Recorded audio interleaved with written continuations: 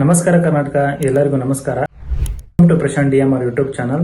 ಶಿವಪುರಾಣದ ಈ ಎರಡನೇ ಭಾಗಕ್ಕೆ ಎಲ್ಲರಿಗೂ ನಮಸ್ಕಾರ.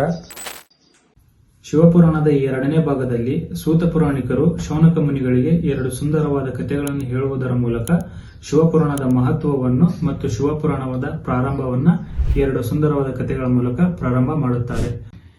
ಶಿವಪುರಾಣವನ್ನು ಆರಾಧನೆ ಮಾಡುವುದರಿಂದ, ಶಿವಪುರಾಣವನ್ನು ಶ್ರವಣ ಮಾಡುವುದರಿಂದ, ಶಿವಪುರಾಣವನ್ನು ಓದುವುದರಿಂದ ನಮ್ಮ ದೈನಂದಿನ ಬದುಕಿಗೆ ಆಗುವಂತ ಲಾಭಗಳು ಹಾಗೂ ನಮ್ಮ ಪಾಪಕರ್ಮಗಳನ್ನು ನಾವು ಹೇಗೆ ತೊಳೆದುಕೊಳ್ಳಬೇಕಂತಂದು ಸೂತ ಪುರಾಣಿಕರು ಶೌನಕ ಮುನಿಗಳಿಗೆ ಎರಡು ಕಥೆಗಳ ಮೂಲಕ ಸೂತ ಪುರಾಣಿಕರು ಶೌನಕ ಮುನಿಗಳಿಗೆ ತಿಳಿಸಿ ಹೇಳಿದ್ದಾರೆ.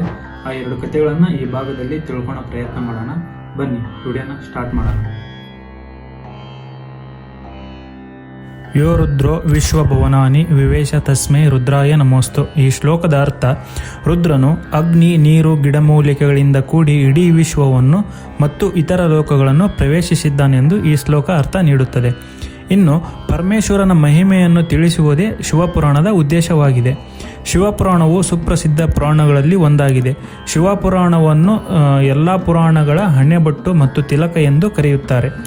ಈ ಶಿವಪುರಾಣದಲ್ಲಿ ನಾವು ತಿಳಿಯಬೇಕಾದಂಥ ಅಂಶಗಳು: ಶಿವನ ರಹಸ್ಯ, ತಾತ್ವಿಕ ವಿಮೋಚನೆ, ಮಹಿಮೆ, ಶಿವನ ಉಪಾಸನೆ ಮತ್ತು ವಿಸ್ತಾರವಾದ ವರ್ಣನೆ ಶಿವಪುರಾಣದಲ್ಲಿ ನಮಗೆ ಕಾಣಸಿಗುತ್ತದೆ.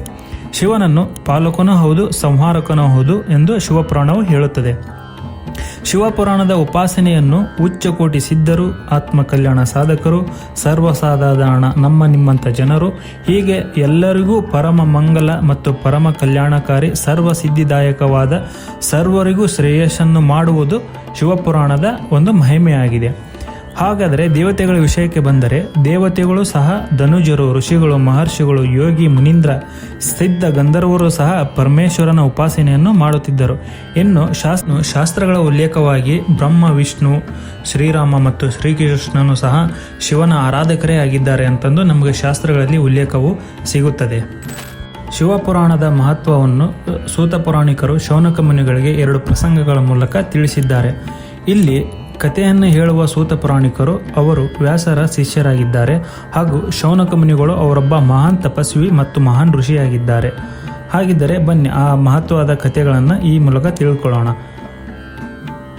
ಶೌನಕ ಮುನಿಗಳು ಕೇಳುತ್ತಾರೆ: ಮಹಾಜ್ಞಾನಿಗಳಾದ ಸೂತ ಪುರಾಣಿಕರೇ, ನನಗೆ ಪುರಾಣಗಳ ಸಾರತತ್ವಗಳನ್ನು ತಿಳಿಸಿ ಹೇಳಿ. ಹಾಗೂ ಜ್ಞಾನ, ಭಕ್ತಿ ಇದರಿಂದ ಉಂಟಾಗುವ ವೈರಾಗ್ಯದೊಂದಿಗೆ ಪ್ರಾಪ್ತವಾಗುವ ವಿವೇಕದ ವೃದ್ಧಿ ಹೇಗೆ ಆಗುತ್ತದೆ? ಸಾಧುಗಳು, ಸತ್ಪುರುಷರು ಹಾಗೂ ಮಾನವರು ತಮ್ಮ ಕಾಮಕ್ರೋಧಾದಿಗಳಿಂದ, ಮಾನಸಿಕ ವಿಕಾರಗಳಿಂದ ಹೇಗೆ ಬಗೆಹರಿಸಿಕೊಳ್ಳಬೇಕೆಂದು, ಹಾಗೂ ಮುಂದೆ ಬರುವ ಕಲಿಗಾಲದಲ್ಲಿ ಮನುಷ್ಯರು ರಾಕ್ಷಸ ಸ್ವಭಾವದರಾಗಿರುತ್ತಾರೆ. ಇಂತಹ ರಾಕ್ಷಸ ಗುಣಗಳಿಂದ ಉದ್ಧಾರ ಮಾಡುವ ಮತ್ತು ಸರ್ವಶ್ರೇಷ್ಠವಾದ ದಾರಿ ಯಾವುದಿದೆ ಎಂದು ನಮಗೆ ತಿಳಿಸಿ ಹೇಳಿ ಎಂದು ಶೌನಕರು ಸೂತ ಪುರಾಣಿಕರಿಗೆ ಪ್ರಶ್ನೆಯನ್ನು ಕೇಳುತ್ತಾರೆ. ಸೂತ ಪುರಾಣಿಕರು ಹೇಳಿದರು: ಮುನಿಗಳ ಶ್ರೇಷ್ಠನಾದ ಶೌನಕನೇ, ಕೇಳು. ನೀನು ಧನ್ಯನಾಗಿರುವೆ. ನಿನ್ನ ಹೃದಯದಲ್ಲಿ ಪುರಾಣ ಕಥೆಗಳನ್ನು ಕೇಳುವ ಪ್ರೇಮ ಹಾಗೂ ಬಯಕೆ ಇದೆ. ಅದಕ್ಕಾಗಿ ನಾನು ನಿನಗೆ ನನ್ನ ಶುದ್ಧ ಮನಸ್ಸಿನಿಂದ ಒಂದು ಉತ್ತಮ ಶಾಸ್ತ್ರದ ಬೋಧನೆಯನ್ನು ಮಾಡುತ್ತೇನೆ.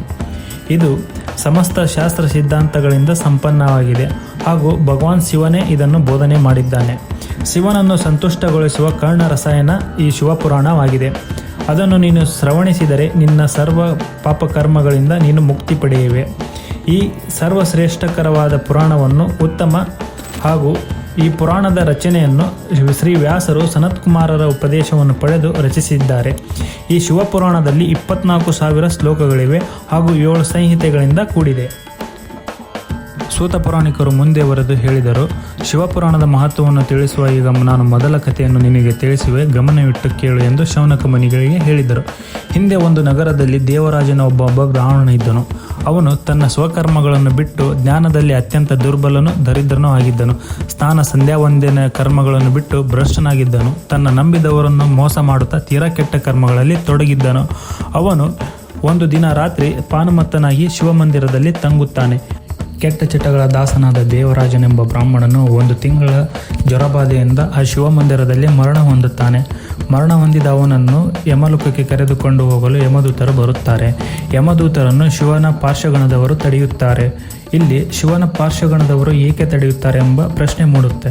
ಯಾಕಂದರೆ ಪಾಪಕರ್ಮಗಳನ್ನು ಮಾಡಿದಂತಹ ಬ್ರಾಹ್ಮಣನು ನರಕಲೋಕಕ್ಕೆ ಹೋಗುವುದನ್ನು ಶಿವಗಣದವರು ಏಕೆ ತಡೆಯುತ್ತಾರೆ ಎಂಬ ಪ್ರಶ್ನೆ ಮೂಡಿದಾಗ ಇದಕ್ಕೆ ಉತ್ತರ, ಆ 1 ತಿಂಗಳ ಜ್ವರಬಾಧೆಯಿಂದ ಆ ಶಿವ ಮಂದಿರದಲ್ಲಿ ಇದ್ದ ಆ ಬ್ರಾಹ್ಮಣನು ಆ ಶಿವಪುರಾಣದ ಪ್ರವಚನವನ್ನು ಕೇಳಿಸಿಕೊಂಡಿರುತ್ತಾನೆ.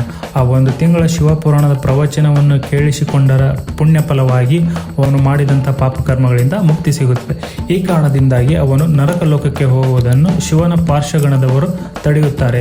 ಈ ಮೂಲಕ ಅವನು ತನ್ನ ಪಾಪಕರ್ಮಗಳಿಂದ ಮುಕ್ತಿ ಹೊಂದಿ ಶಿವನ ಕೈಲಾಸಕ್ಕೆ ತೆರಳುತ್ತಾನೆ.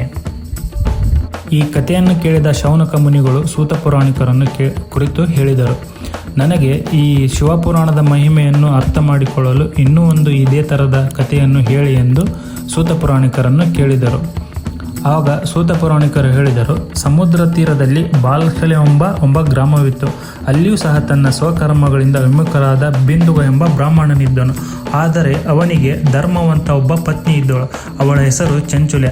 ಆದರೆ ಪತಿಯ ಪ್ರಭಾವದಿಂದಾಗಿ ಅವಳು ಕೆಲವು ವರ್ಷಗಳ ನಂತರ ಅಧರ್ಮಿಯಾದಳು. ಅವಳು ಸಹ ಕಾಮಪೀಡಿತ ಆದಳು. ಮುಂದೆ ಚಂಚುಲೆ ಪತಿ ದುಷ್ಟಚಟಗಳಿಂದ ಮರಣ ಹೊಂದಿದನು. ಗಂಡನ ಮರಣದ ನಂತರ ಚಂಚುಲೆ ಪುತ್ರರೊಂದಿಗೆ ಕಾಲ ಕಳೆಯುತ್ತಿದ್ದಳು. ಅವಳಿಗೆ ಹಿಂದಿನ ಜನ್ಮದ ಪುಣ್ಯ ಫಲವಾಗಿ ದೈವಯೋಗದಿಂದ ಗೋಕರ್ಣಕ್ಕೆ ಬಂಧು ಬಾಂಧವರ ಜೊತೆಗೆ ತೀರ್ಥಸ್ನಾನವನ್ನು ಮಾಡಲು ಅವಳು ಗೋಕರ್ಣಕ್ಕೆ ತೆರಳಿದರು. ಆ ದಿನ ಸಂಜೆ ದೈವಜ್ಞ ಎಂಬ ಬ್ರಾಹ್ಮಣನಿಂದ ಶಿವಪುರಾಣದ ಪ್ರವಚನವನ್ನು ಆಲಿಸುತ್ತಾ ಕುಳಿತಿದ್ದಾಗ ಪುರಾಣಿಕ ಬ್ರಾಹ್ಮಣರು ಶಿವಪುರಾಣವನ್ನು ಕುರಿತು ಒಂದು ಸನ್ನಿವೇಶವನ್ನು ಹೇಳಿದಳು. ಪರಪುರುಷರನ್ನು ಕಾಮಿಸುವ ಮಹಿಳೆಯರು ಯಮಲೋಕದಲ್ಲಿ ಕೆಟ್ಟ ಯಾತನೆಯನ್ನು ಅನುಭವಿಸುತ್ತಾರೆ ಎಂದು ಅವಳು ಆ ಬ್ರಾಹ್ಮಣ ಪ್ರವಚನದಲ್ಲಿ ಕೇಳಿದಳು. ಆದರೆ ಆ ಪ್ರವಚನವನ್ನು ಕೇಳಿದ ಚಂಚುಲೆಯ ಮನಸ್ಸು ದಿಗ್ಭ್ರಾಂತಗೊಂಡು ತಾನು ಮಾಡಿದ ಪಾಪಕರ್ಮಗಳ ನೆನಪು ಆಗತೊಡಗಿತು. ಅವಳು ಆ ಸಂಜೆ ಪ್ರವಚನ ಮುಗಿದ ಬಳಿಕ ಆ ಬ್ರಾಹ್ಮಣನ ಹತ್ತಿರ ಹೋಗಿ ತಾನು ಮಾಡಿದ ಪಾಪಕರ್ಮಗಳನ್ನು ತಿಳಿಸಿದಳು ಹಾಗೂ ಇದರಿಂದ ನನಗೆ ಮುಕ್ತಿಯ ದಾರಿಯನ್ನು ತಿಳಿಸಿ ಎಂದು ಆ ಬ್ರಾಹ್ಮಣನನ್ನು ಕೇಳಿಕೊಂಡಳು. ನೀನು ಶಿವನ ಮೊರೆ ಹೋಗು, ಶಿವನ ಕೃಪೆಯಿಂದ ಮಾತ್ರ ಇಂಥ ಪಾಪಕರ್ಮಗಳಿಂದ ಮುಕ್ತಿ ಸಿಗುವಲು ಸಾಧ್ಯ ಎಂದು ಆ ಬ್ರಾಹ್ಮಣ ಚಂಚುಲೆಗೆ ಹೇಳಿದನು.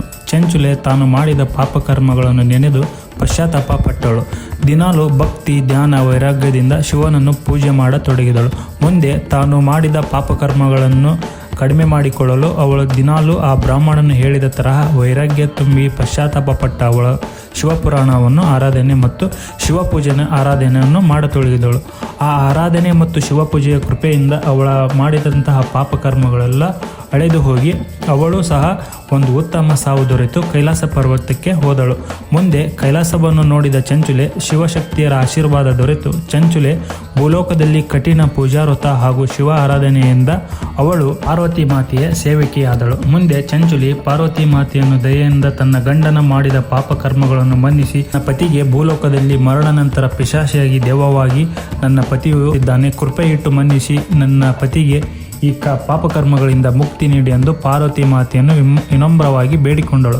ಮುಂದೆ ಪಾರ್ವತಿ ಮಾತೆಯು ಗಂಧರ್ವರಾಜ ಎಂಬ ತುಂಬುರನನ್ನು ಶಿವಗಣದ ತುಂಬುರನನ್ನು ಕರೆಸಿ ತನ್ನ ಸಖಿಯ ಚಂಚುಲೆಯ ಪತಿಯ ಅವನು ಪಾಪಕರ್ಮಗಳಿಂದ ಭೂಲೋಕದಲ್ಲಿ ಪಿಶಾಚಿಯಾಗಿ ಅಲೆದಾಡುತ್ತಿದ್ದಾನೆ, ಅವನಿಗೆ ಶಿವಪುರಾಣವನ್ನು ಬೋಧಿಸಿ ಅವನನ್ನು ಉತ್ತಮ ಆತ್ಮವನ್ನಾಗಿ ಮಾಡಿ ಅವನನ್ನು ಕೈಲಾಸಕ್ಕೆ ಕರೆದುಕೊಂಡು ಬಾ ಎಂಬ ಜವಾಬ್ದಾರಿಯನ್ನು ತುಂಬುರನಿಗೆ ಪಾರ್ವತಿ ಮಾತೆ ವಹಿಸಿದಳು. ಪಾರ್ವತಿ ಮಾತೆ ಹೇಳಿದ ಕರ್ತವ್ಯವನ್ನು ತುಂಬುರನು ತನ್ನ ಪುಣ್ಯವೆಂದು ನೆನೆದು ಭೂಲೋಕಕ್ಕೆ ತೆರಳುತ್ತಾನೆ. ಭೂಲೋಕದಲ್ಲಿ ಆ ಬಿಂದುಗ ಎಂಬ ಬ್ರಾಹ್ಮಣನು ಪಿಶಾಚಿಯಾಗಿ ಅಲೆದಾಡುತ್ತಿದ್ದನ್ನು ಕಂಡು ಆ ಪಿಶಾಚಿಯನ್ನು ಕಟ್ಟಿ ಹಾಕಿ ತುಂಬುರನು ಶಿವಪುರಾಣದ ಪ್ರವಚನವನ್ನು ಮಾಡುತ್ತಾನೆ. ಶಿವಪುರಾಣದ ಪ್ರವಚನದಿಂದ ಆ ಬಿಂದುವನ್ನು ತಾನು ಮಾಡಿದ ಪಾಪಕರ್ಮಗಳಿಂದ ಮುಕ್ತಿ ದೊರೆತು ಹಾಗೂ ಅವನು ಉತ್ತಮ ಆತ್ಮವನ್ನಾಗಿ ಮಾಡಿಸಿ ತುಂಬುರನು ಕೈಲಾಸ ಪರ್ವತಕ್ಕೆ ಕರೆದುಕೊಂಡು ಹೋಗುತ್ತಾನೆ. ಆ ಕೈಲಾಸ ಪರ್ವತದಲ್ಲಿ ಬಿಂದು ಮತ್ತು ಆ ಚಂಚುಲೆ ಇಬ್ಬರು ಶಿವಪಾರ್ವತಿಯ ಸೇವಕರಾಗಿ ಜೀವನವನ್ನು ಕಳೆಯುತ್ತಾರೆ. ಈ ಕಥೆಗಳಿಂದ ನಮಗೆ ಏನು ತಿಳಿಯುತ್ತೆ ಅಂದರೆ, ನಾವು ಎಷ್ಟೇ ಪಾಪಕರ್ಮಗಳನ್ನು ಮಾಡಿದ್ದರೂ ನಾವು ಶಿವನ ಮೊರೆ ಹೋದರೆ, ಶಿವನ ಪಾದಗಳ ಮೊರೆ ಹೋದರೆ, ಶಿವಪುರಾಣದ ಆರಾಧನೆಯನ್ನು ಮತ್ತು ಶಿವನನ್ನು ಒಳ್ಳೆಯ ಮನಸ್ಸಿನಿಂದ ನಾವು ಪೂಜಿಸಿದರೆ ನಾವು ಎಂಥ ಪಾಪಕರ್ಮಗಳನ್ನು ಮಾಡಿದರೂ ಅದರಿಂದ ನಮಗೆ ಮುಕ್ತಿ ದೊರೆಯುತ್ತೆಂದು ಪುರಾಣದ ಈ 2 ಕಥೆಗಳು ನಮಗೆ ತಿಳಿಸಿಕೊಡುತ್ತವೆ. ಇದಿಷ್ಟು ಶಿವಪುರಾಣದ 2ನೇ ಭಾಗವಾಗಿದೆ. ಶಿವಪುರಾಣದ 3ನೇ ಭಾಗದಲ್ಲಿ ಶ್ರವಣ, ಕೀರ್ತನ, ಮನನ ಸಾಧನೆ, ಶ್ರೇಷ್ಠತೆ ಪ್ರತಿಪಾದನೆ, ಭಗವಾನ್ ಶಂಕರನ ಲಿಂಗ ಸಾಕಾರ ವಿಗ್ರಹದ ಪೂಜೆಯ ರಹಸ್ಯ ಹಾಗೂ ಸಾಕಾರ ಮತ್ತು ನಿರಾಕಾರದಲ್ಲಿ ಇರುವಂಥ ವ್ಯತ್ಯಾಸ, ಇವುಗಳನ್ನು ಮಹೇಶ್ವರನು ಬ್ರಹ್ಮ ಮತ್ತು ವಿಷ್ಣು ಇವರಿಗೆ ನಿಷ್ಕಲ ಮತ್ತು ಸಕಲ ಸ್ವರೂಪಗಳನ್ನು ಪರಿಚಯ ಮಾಡಿಸಿ ಲಿಂಗ ಪೂಜೆಯ ಮಹತ್ವವನ್ನು ತಿಳಿಸುವುದನ್ನು ನಾವು ಮುಂದಿನ ಭಾಗದಲ್ಲಿ ತಿಳಿಸಿಕೊಡುವ ಪ್ರಯತ್ನ ಮಾಡುತ್ತೇನೆ. ಅಲ್ಲಿವರೆಗೂ ಎಲ್ಲರಿಗೂ ನಮಸ್ಕಾರಗಳು.